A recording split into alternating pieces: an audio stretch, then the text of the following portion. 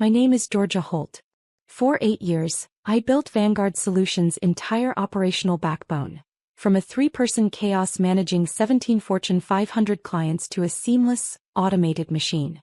I worked nights, weekends, and 2 a.m. emergencies to keep disasters from costing millions. My reward? A Friday afternoon firing disguised as a training opportunity. I joined right out of grad school. Within 6 months, I'd slashed manual data entry by 73%, built a client database that actually synced with billing, and created update protocols that never broke production. My boss, Patrick Stone, VP of Operations and golf enthusiast, knew I was valuable. He left me alone, took credit for my work, and that was fine. I wasn't in it for praise. I was in it to build things that worked. Then TechCore acquired us. Enter Eric Dalton, new HR director, MBA from an online program, suits too tight, ego too big. He mistook management for dominance and technical expertise for gatekeeping.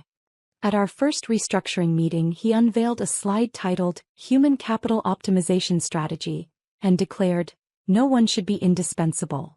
"I'm not trying to be," I said. "But these systems take months to learn." "That's the gatekeeping we're eliminating," he replied. "Any motivated person can learn the basics in weeks." That should have been my warning. But I thought competence would win out. It didn't. Eric spent the next months undermining me, questioning every budget line, policing my client emails, forcing me to log every hour of my day. Patrick, 3 months from retirement, told me to just play ball. Then 6 weeks before my firing, Eric dropped the bomb. "You'll train your replacement, Levi Chapman." 8 months in client services. Bright, eager. Levi was a nice guy. But asking him to run custom enterprise logistics was like handing a wrench to someone who'd changed their oil and telling them to rebuild a jet engine. I trained him anyway. Created documentation, recorded tutorials, walked him through algorithms and integrations. He tried. But when real-time chaos hit, as it always does, he froze. 2 weeks in, Levi triggered a 3 a.m. system restart without verifying dependencies. Carmichael's entire logistics network imploded. 43 trucks rerouted to the wrong warehouses. I spent 14 hours cleaning it up, at a $30,000 cost. Eric called it a valuable learning experience. There were more learning experiences after that, each one eroding client trust and my sanity. I begged Patrick to slow the transition. He just shrugged.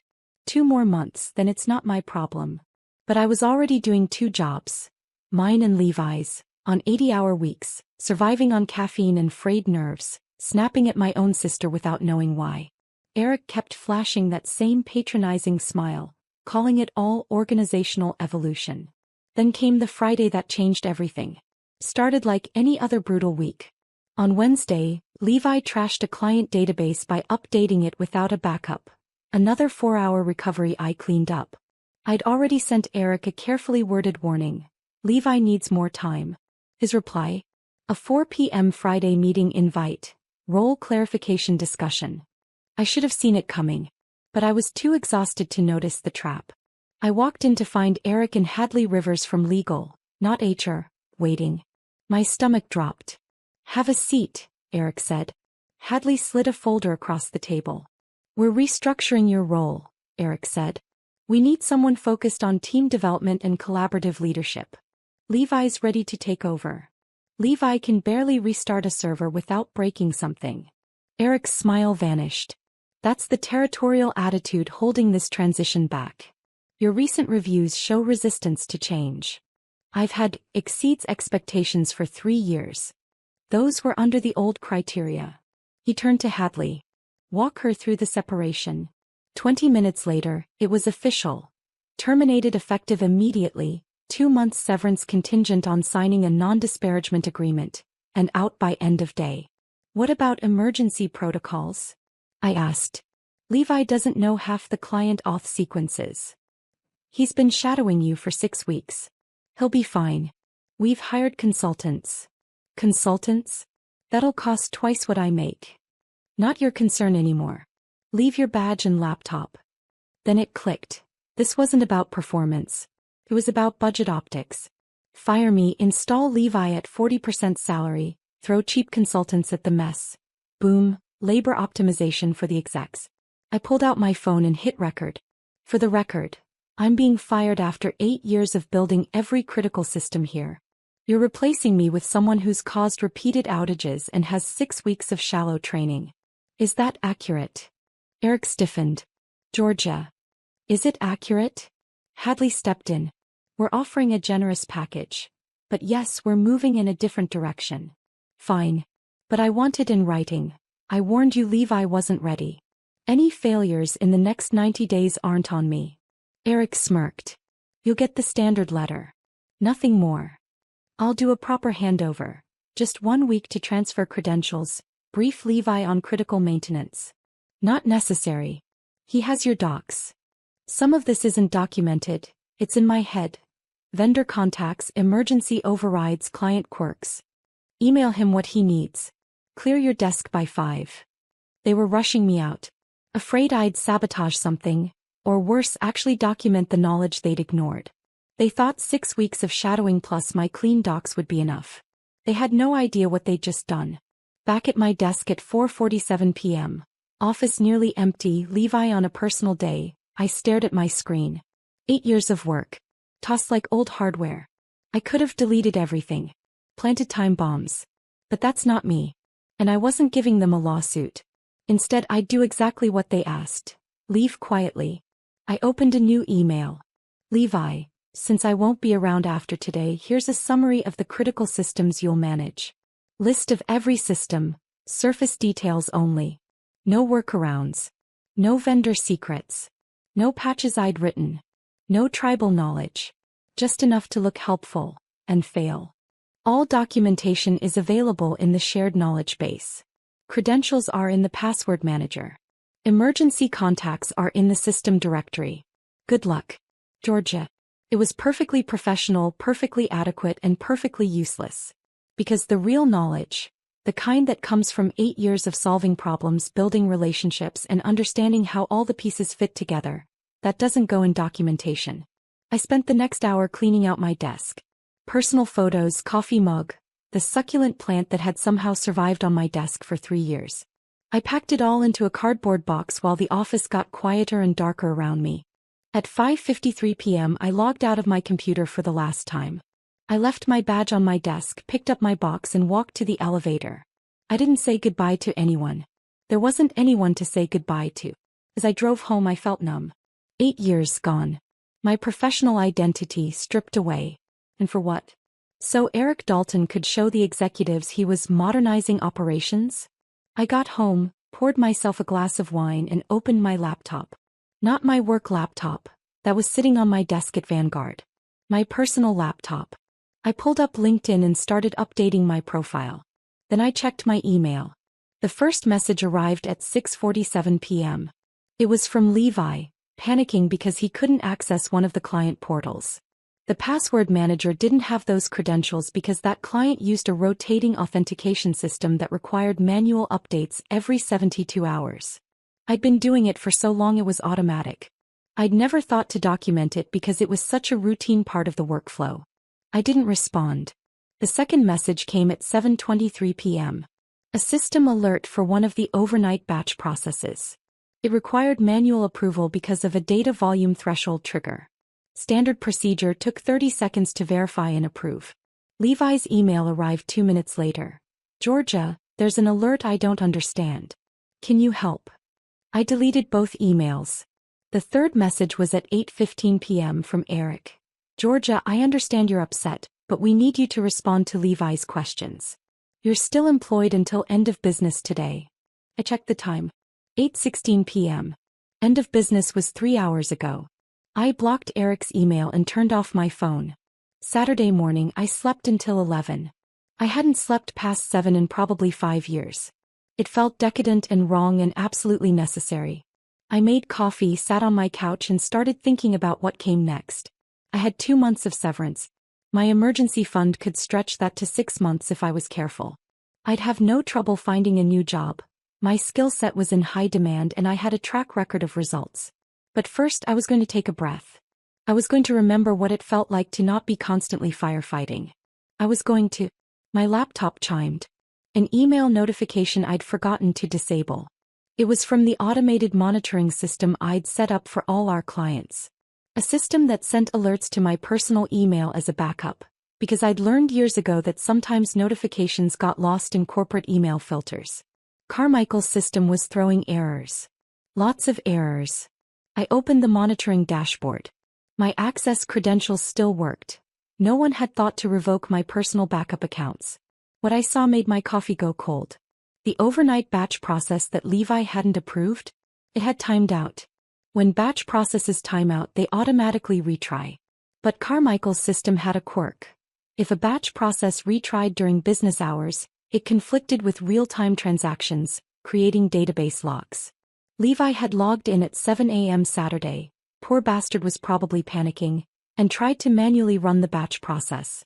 But he hadn't suspended real-time transactions first. The system was deadlocked. Nothing was processing. Carmichael's entire logistics network was frozen. I closed my laptop. Not my problem anymore. By Saturday afternoon my phone had 17 missed calls. I turned it back on to order lunch and immediately regretted it. Patrick. Apparently they'd pulled him back from his pre-retirement victory lap. Hadley from legal. Even the CEO Lawrence Briggs, who I'd met exactly twice in 8 years. I listened to one voicemail from Eric. Georgia, we have a critical situation with the Carmichael account.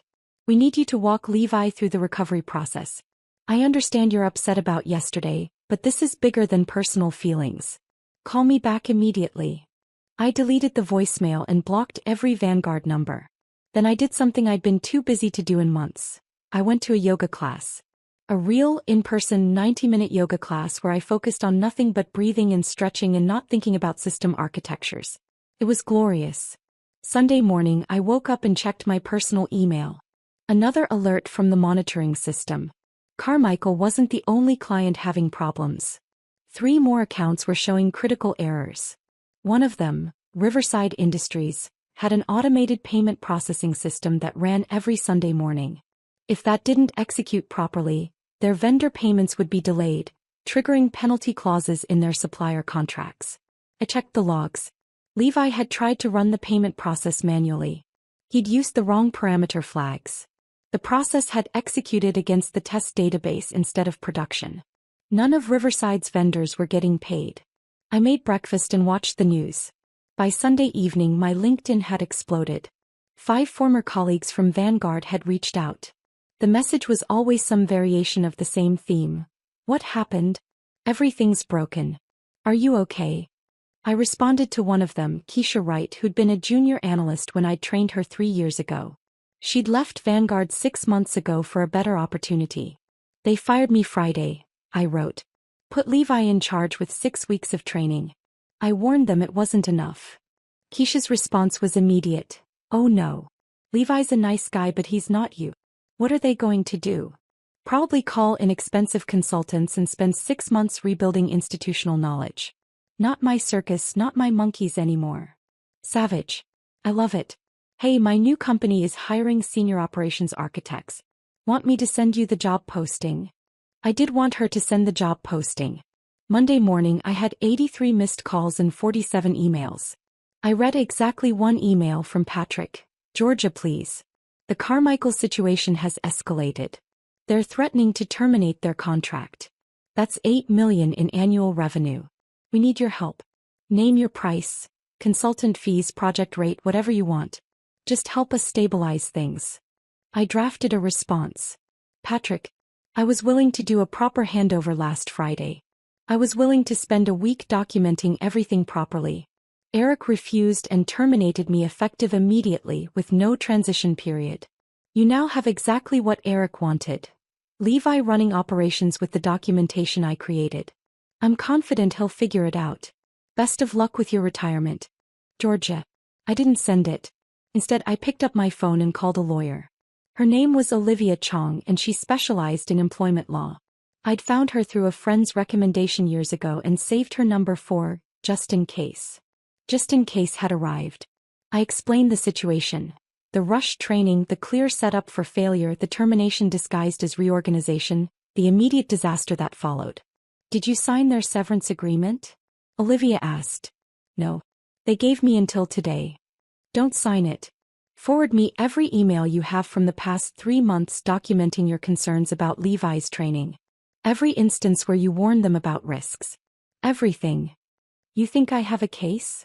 I think you have a very strong case for constructive dismissal and possibly age discrimination if we can establish a pattern. But more importantly, you have leverage. They're desperate right now, and desperation makes companies generous. I don't want to go back there. You don't have to. But you can name terms for a consulting engagement that make it worth your while. 6 months of salary as a consulting fee, plus hourly rates for system stabilization. Or you walk away and let them implode and we pursue legal action for wrongful termination. I thought about it. What if I do both? Olivia laughed. I like the way you think. Let's draft some terms. By Monday afternoon I had a proposal drafted. I sent it to Patrick's personal email, not his company account. Patrick, I'm willing to provide emergency consulting services under the following terms. 6 months of my annual salary paid upfront as a consulting retainer. $500 per hour for any work performed, billed in 30-minute increments. All communication goes through you, not Eric. I work remotely with secure VPN access to necessary systems. This engagement doesn't prevent me from pursuing legal action regarding my termination. You have until 5 p.m. today to accept. After that, I'm moving forward with other opportunities and legal counsel. These terms are non-negotiable. Georgia. Patrick called me at 4:47 p.m. Georgia, these terms are aggressive. They're fair. I'm solving a multi-million-dollar problem that wouldn't exist if Eric had listened to me. The CEO is furious about the cost. The CEO should be furious at Eric for creating this situation. I'm offering a solution. Take it or leave it, but decide now. Silence. Then, I'll have Hadley draw up the contract. Can you start tonight? Wire the retainer first. Then we'll talk. The wire transfer hit my account at 6:23 p.m. Monday evening. I verified every digit, then sent Patrick a secure link to a video conference. He answered immediately, looking exhausted. Thank God. Okay, here's where we are. Where's Levi? I interrupted. He's taking a mental health day. This has been overwhelming for him. I told you he wasn't ready. I know. You were right. Can we just fix this?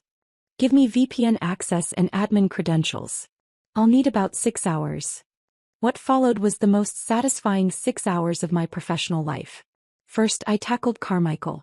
The database deadlock required a careful sequence of unlocking tables, verifying data integrity, rolling back corrupted transactions, and reprocessing the failed batch jobs. It took 90 minutes of concentrated work, the kind of work I'd done 1,000 times but Levi couldn't do because he didn't understand the underlying architecture. While those processes ran, I moved to Riverside. Levi's test database execution had created a mess, but it was fixable. I restored the previous day's backup, reran the payment processing against production, and manually verified each transaction. 2 hours. Then I checked the other accounts. 6 more were showing errors. Nothing critical yet, but warning signs that would become critical if left unaddressed. I fixed them one by one. I wrote detailed notes about what had failed and why. I didn't do it for Levi's benefit. I did it for my consulting invoice. At 1:30 a.m. Tuesday, I sent Patrick an email. All systems stabilized. Carmichael and Riverside are fully operational. 4 other accounts had pending issues that I've resolved. 2 more accounts have potential problems that need monitoring. Total time, 6.5 hours. Invoice attached. My invoice at $500 per hour came to $3,250. Plus the 6-month retainer they'd already paid me. Patrick's response came at 7 a.m. You're a miracle worker. Can you stay on for ongoing support? No. I've stabilized everything, but you need a permanent solution. I recommend hiring someone with actual expertise, giving them proper training time, and keeping Levi in a role that matches his skill level. I've sent a detailed report to Hadley about the systematic issues in your operations department. Use it or don't. That's not my problem anymore. Eric wants to set up a call to discuss. I don't take calls from Eric. My consulting engagement is complete. If you need additional work, the hourly rate doubles and you'll need a separate contract. I closed my laptop and slept for 12 hours straight. Tuesday afternoon, I woke up to discover I'd become something of a legend.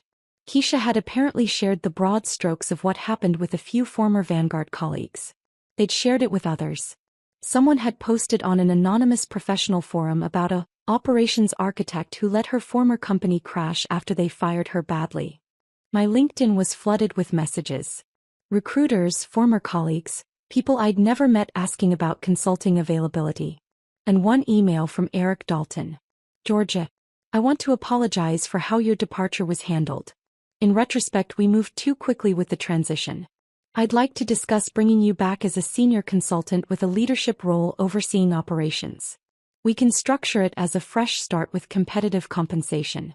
Can we schedule a call? Eric. I stared at that email for a long time. Part of me wanted to send a scathing response listing every way he'd sabotaged me, every condescending comment, every indication that he'd never respected my expertise. Instead, I replied, Eric, I'm not interested in returning to Vanguard in any capacity. I've accepted a position elsewhere that better aligns with my professional goals. I hope you find someone who can rebuild what you lost. Might I suggest actually listening to them this time? Georgia. The position I'd accepted was with Keisha's company, Apex Logistics. They'd interviewed me Tuesday morning via video call, offered me the job by Tuesday afternoon, and I'd accepted immediately. Better pay, better title, better culture, and a director who actually understood what operations architects do. I started the following Monday. But the story doesn't end there. 3 months later, I was having coffee with Keisha when she got a text from a former Vanguard colleague. Oh my God, Keisha said, reading her phone. Eric got fired. What? Apparently the board did an investigation into the whole disaster. They found out he'd been padding his resume. His MBA was from some unaccredited online program, and he'd lied about his previous experience. Plus, after you left, they ended up losing Carmichael anyway. They terminated their contract after 2 more system failures. What about Levi? Moved to a training role. Apparently he's good at documentation and client education, just not at the actual technical work. Which, you tried to tell them. I sipped my coffee. And Patrick. Retired as planned. Living his best life in Florida. Good for him. We sat in comfortable silence for a moment. Do you ever think about what would have happened if you'd sabotaged things on purpose? Keisha asked. Every day, I admitted. But I didn't have to sabotage anything. I just had to step back and let them experience exactly what they'd set up. They fired the person who understood the systems, replaced her with someone underprepared, and refused to allow proper transition time. They sabotaged themselves. That's some serious poetic justice. It's what happens when MBAs make technical decisions without consulting technical experts. Eric thought managing systems was the same as managing people. He thought, anyone motivated can learn, applied to enterprise architecture the same way it applies to customer service scripts. He was wrong, and his mistake cost the company millions. Do you feel vindicated? I thought about it. I feel sad, actually. I built something good there. I took pride in those systems. And they destroyed it because someone decided I was too expensive or too inconvenient or too outspoken. That whole disaster didn't have to happen. But it did happen. And now you're here making way more money and working for people who appreciate you. True. I raised my coffee cup. To incompetent managers who teach us our worth. Keisha clinked her cup against mine. To incompetent managers. 6 months after that, I ran into Hadley Rivers, Vanguard's former legal counsel, at a professional conference. Georgia. She looked genuinely happy to see me. I heard you landed at Apex. How's it going? Really well. How are things at Vanguard? Hadley grimaced. I actually left 2 months ago. The place is still a mess. They brought in 3 different consulting firms to try to rebuild what you created. Last I heard, they'd spent over $400,000 and still didn't have systems as stable as when you were running them. $400,000? I nearly choked on my conference coffee. They're calling it infrastructure modernization in board reports. But yeah, they basically spent $500,000 to not be as good as one Georgia Holt working 60-hour weeks. Did they ever figure out what went wrong? Oh, they know exactly what went wrong. The new HR director, Eric's replacement, did a complete post-mortem. Turns out Eric had been systematically undermining experienced employees to replace them with cheaper, less qualified people. You weren't his first target, just his most spectacular failure. The board is actually considering legal action to recover damages. How's Levi doing?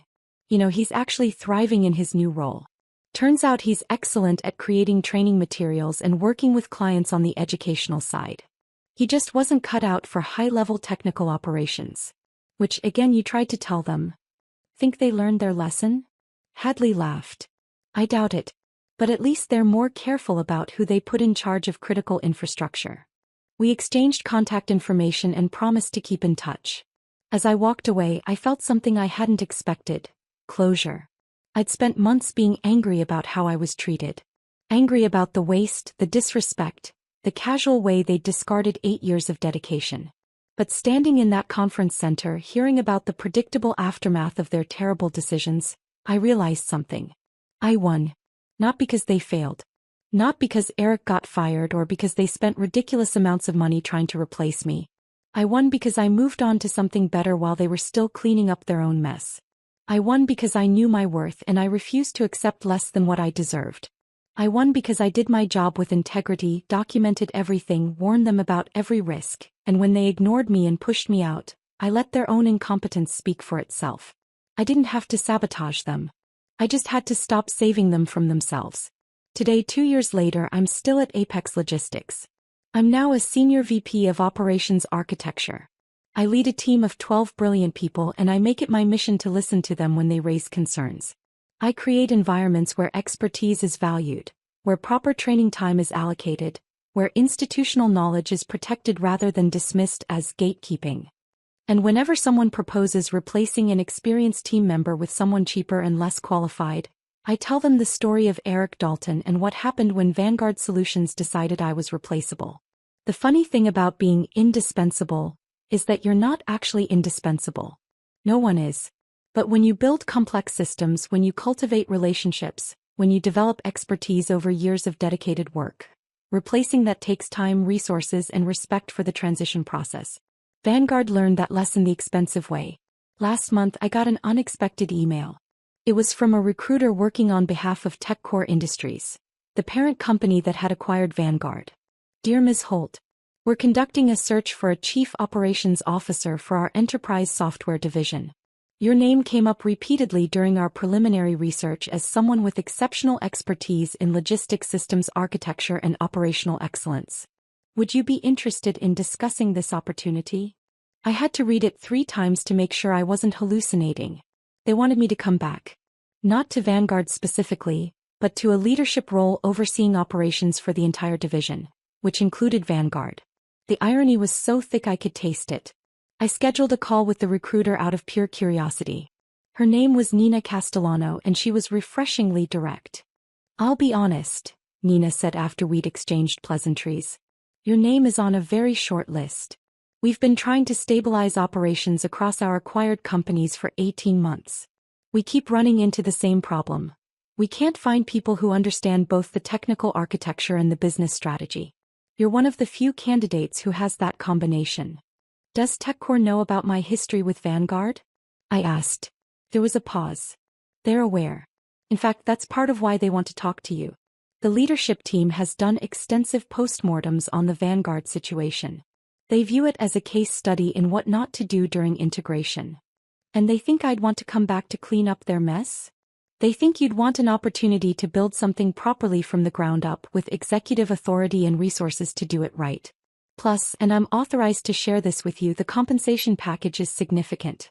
Base salary of $320,000, performance bonuses that could add another $100,000, full equity package and complete operational autonomy. I nearly dropped my phone. That was more than double what I'd been making at Vanguard. More than I was making now at Apex, even with my recent promotion. Nina, I appreciate the reach out, but I'm happy where I am. And honestly, I have zero interest in working with anyone who was involved in the decision to fire me. The entire leadership team that oversaw that decision is gone, Nina said quickly. New CEO, new board representatives, new operational structure. They've specifically implemented policies to prevent what happened to you from happening again. Policies are only as good as the people implementing them. True. Which is why they want you implementing them. Look, I know this is a long shot. But would you at least take a meeting? Hear them out. Worst case, you confirm this isn't for you. Best case, you get to rebuild an entire operational division the right way with full authority and resources. I told her I'd think about it. That night, I talked it over with my sister Claire. She'd been my sounding board through the entire Vanguard nightmare. Are you actually considering this? Claire asked, incredulous. I don't know. Maybe. The money's incredible. And there's something appealing about going back and fixing everything properly. There's also something appealing about staying at a company that values you with a team you've built, doing work you enjoy. I know. But think about it. I could set standards for how operations should work across multiple companies. I could prevent other people from going through what I went through. Claire was quiet for a moment. You know what I think? I think you're still angry. And part of you wants to go back and prove something. Maybe. Is that so wrong? Not wrong. Just make sure you're making this decision for the right reasons. You've already proved everything you needed to prove. You don't owe Vanguard or TechCore or anyone else anything. He was right. But I agreed to the meeting anyway. 2 weeks later, I sat in a conference room at TechCore's headquarters with 3 executives. The new CEO, Helena Winters, the CFO, James Okonkwo, and the VP of Human Capital, Stephanie Brennan. Helena led the conversation. She was in her late 50s with silver hair and the kind of direct eye contact that suggested she didn't waste time on corporate nonsense. Ms. Holt, thank you for taking this meeting. I'm not going to insult your intelligence with corporate platitudes. We screwed up badly with Vanguard. We allowed middle management to make technical decisions without proper oversight. We prioritized short-term cost savings over operational stability. And we lost several valuable employees in the process, you being the most notable example. I appreciate the candor, I said. We want to fix it. Not just at Vanguard but across our entire portfolio of acquired companies. We need someone who understands operations at a technical level, who has credibility with technical teams, and who won't hesitate to push back when executives make stupid decisions. Your name keeps coming up. James leaned forward. I've reviewed the financial impact of the Vanguard situation. Between lost contracts, consulting fees, system downtime, and reputation damage, we estimate the cost at roughly $3.2 million. All of that could have been avoided if we'd listened to your warnings about the transition timeline. 3.2 million? I couldn't hide my surprise. Conservative estimate, James confirmed. That doesn't include opportunity costs or the ongoing challenges with system stability. Stephanie jumped in. We've completely restructured how we approach HR and operations integration. No more unilateral decisions about replacing technical staff. No more inadequate transition periods. We've created oversight committees, technical review boards, and clear escalation paths for when management is ignoring expert advice.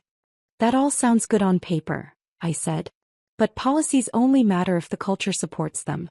What's different about TechCore now versus 2 years ago when Eric Dalton was allowed to dismantle a functional operations department? Helena didn't hesitate. Accountability. Eric Dalton was hired through a network connection without proper vetting. His immediate supervisor was a business development executive who didn't understand operations. There were no checks on his authority, no requirement for him to consult technical experts before making technical decisions. We've changed that structure completely. And if I took this role, who would I report to? Me directly, Helena said. The COO position reports to the CEO. You'd have full operational autonomy across all our enterprise software divisions. Your budget, your hiring decisions, your strategic direction, all yours to determine. The only requirement is that you deliver stable, scalable operations. I sat back in my chair. You understand that I'm going to be expensive. Not just my salary but my approach. Proper operations require investment. Good people, proper training time, redundant systems, quality vendors. I'm not going to cut corners to make quarterly numbers look good. We understand, James said. We've allocated a significant operational budget. We'd rather invest properly now than pay millions in cleanup costs later. And what about Vanguard specifically? Is anyone still there from the old management team? Patrick Whitman retired, as you know, Stephanie said, consulting her notes. Eric Dalton was terminated. Levi Chapman is still with the company in a training role, where he's actually quite successful. Most of the original operations team has turned over. We've brought in contractors, but haven't found a permanent solution for leadership. If I took this role, I'd want to start fresh at Vanguard. New team, new structure, new approach. Anyone currently there either fits the new vision or moves to a different role.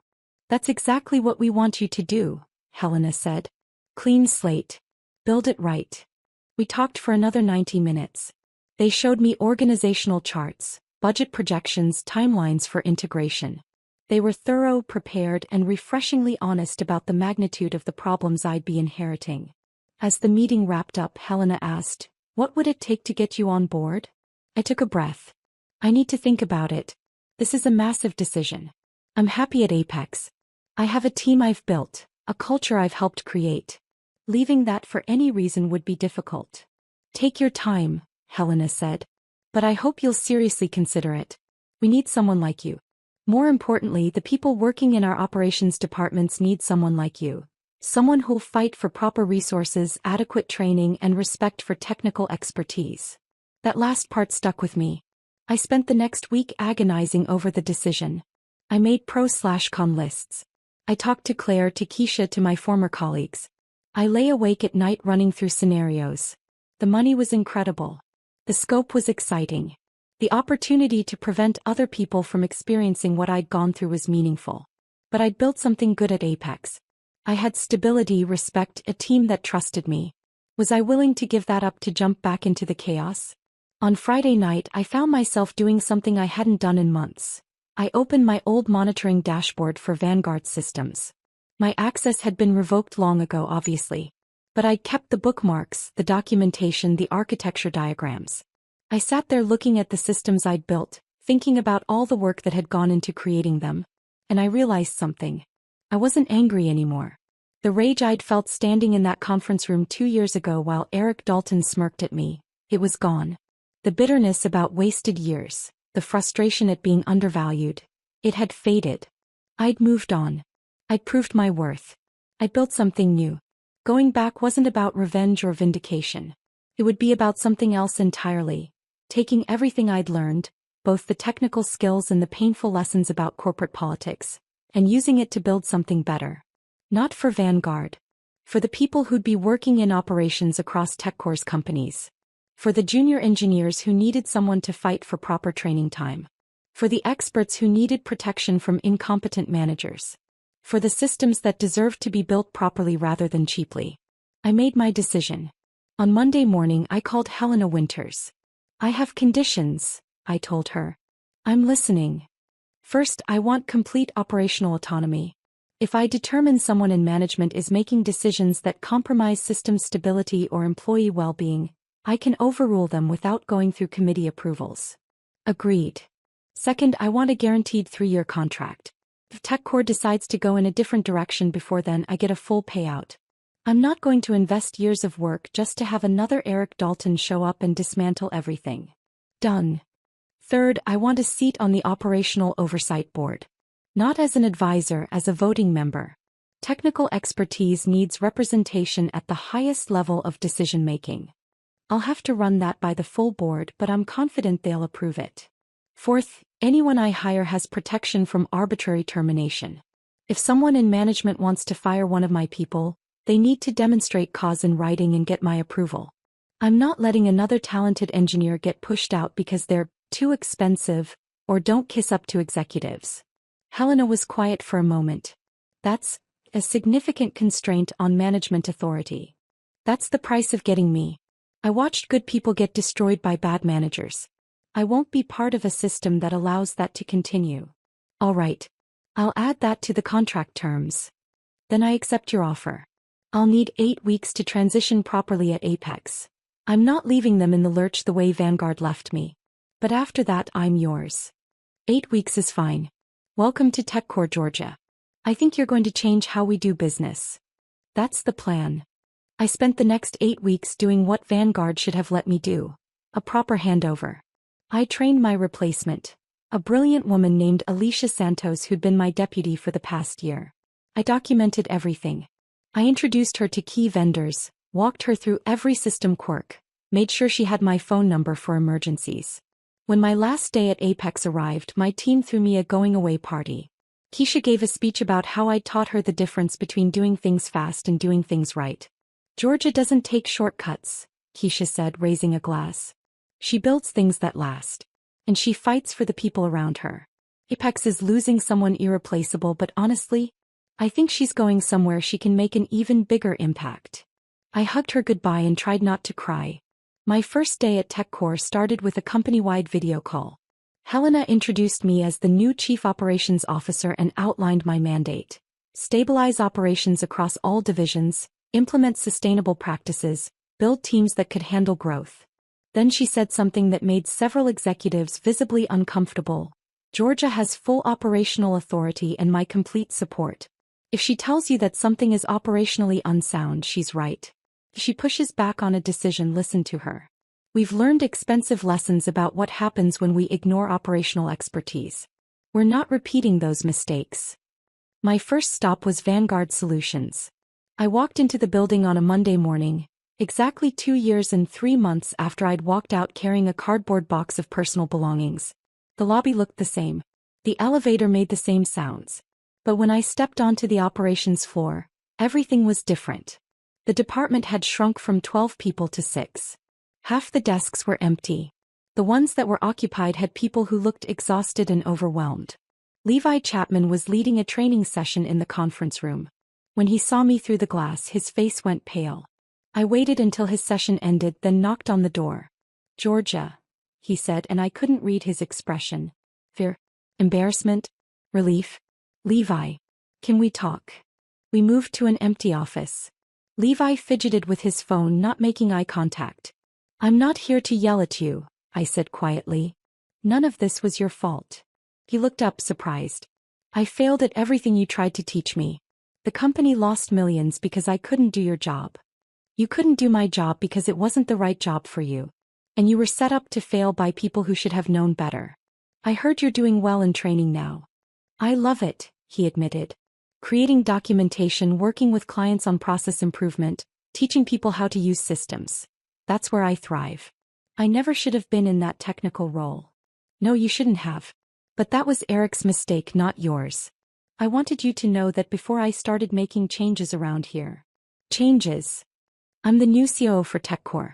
Which means I'm restructuring operations across all divisions, including Vanguard. Levi processed this. Are you firing me? I'm moving you to where you belong. Corporate Training Division, developing educational materials for all TechCore products. Better pay, better title, job that actually matches your skills. Interested? His relief was palpable. Yes. God, yes. Thank you. Don't thank me. You earned it by being good at what you're actually good at. Over the next 6 months, I rebuilt Vanguard's operations from scratch. I hired 4 experienced engineers, each with specific expertise in different aspects of the systems.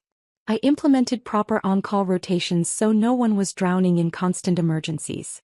I rebuilt relationships with clients, apologizing for the instability and showing them concrete improvements. I standardized processes across all TechCore's operations divisions, creating playbooks that prevented the kind of chaos that had led to my original termination. I established technical review boards that had to approve any decision to replace experienced staff.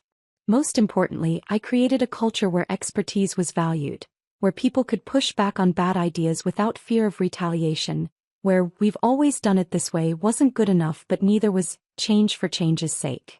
Carmichael came back. After seeing 6 months of stable operations and proactive communication, they renewed their contract. Riverside expanded their engagement.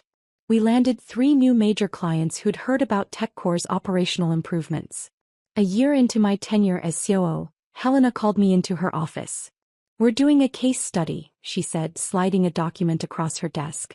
"MBA programs are actually teaching about the Vanguard situation as an example of operational risk management." I picked up the document. The title read, "The Cost of Ignoring Expertise: How Vanguard Solutions Lost $3.2 million by Inadequately Replacing a Senior Operations Architect." They're teaching about me? They're teaching about what happens when companies prioritize short-term cost savings over operational stability. Your story has become required reading in several operations management programs. You've become famous in certain circles. Famous for getting fired? Famous for being right. And for demonstrating that institutional knowledge isn't something you can just transfer with 6 weeks of training and some documentation. I flipped through the case study. It detailed everything: Eric's background, the rushed transition, the system failures, the financial impact, the eventual recovery. My name had been changed to Senior Architect of For Privacy, but anyone who knew the story would recognize it. How do you feel about it? Helena asked. I thought about 26-year-old Georgia fresh out of grad school, excited to build systems. I thought about 34-year-old Georgia, sitting in a conference room being told she was replaceable. I thought about 36-year-old Georgia, now responsible for operations across a multi-billion-dollar company. I feel like it was worth it, I said finally. All of it. The frustration, the determination, the chaos, the rebuilding. It taught me things I couldn't have learned any other way. And now I get to use those lessons to protect other people from going through the same thing. You've built something remarkable here, Georgia.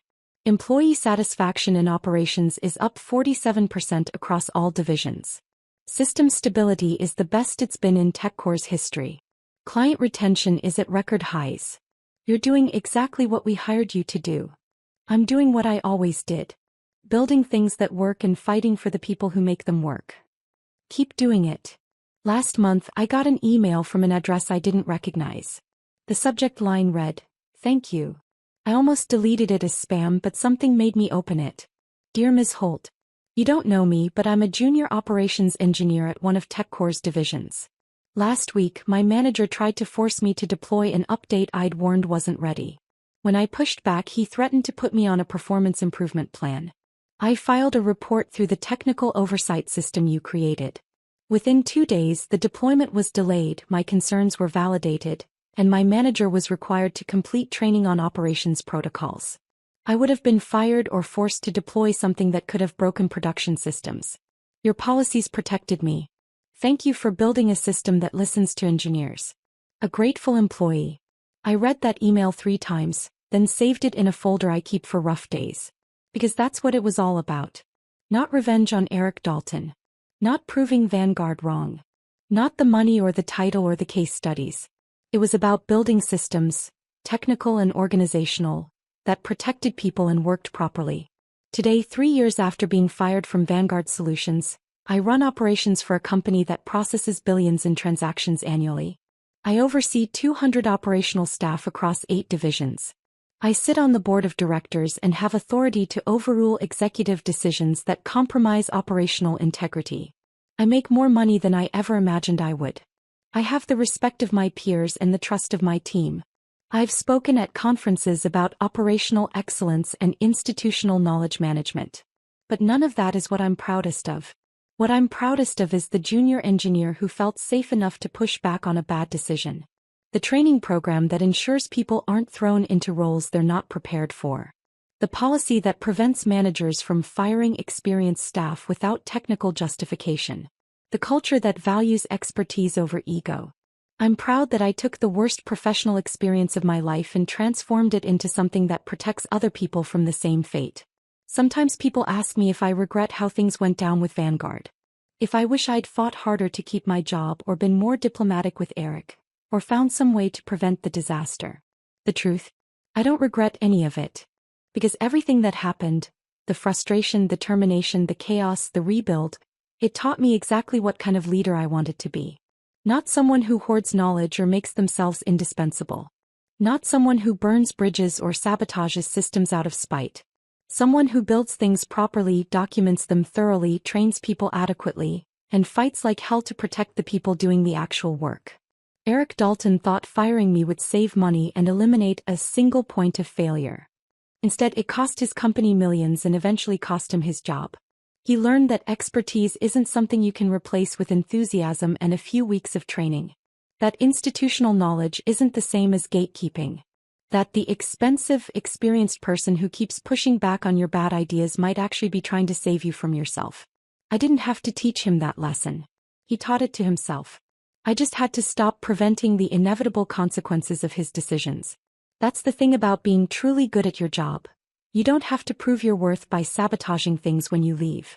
You prove it by building things so complex and valuable that their absence becomes immediately, painfully obvious. I built Vanguard's operations to work. When I left, they stopped working. That wasn't revenge. That was just reality. And now I build operations across 8 companies, training the next generation of engineers, creating systems that protect expertise instead of punishing it. Eric Dalton wanted to make me replaceable. He said he made me unforgettable.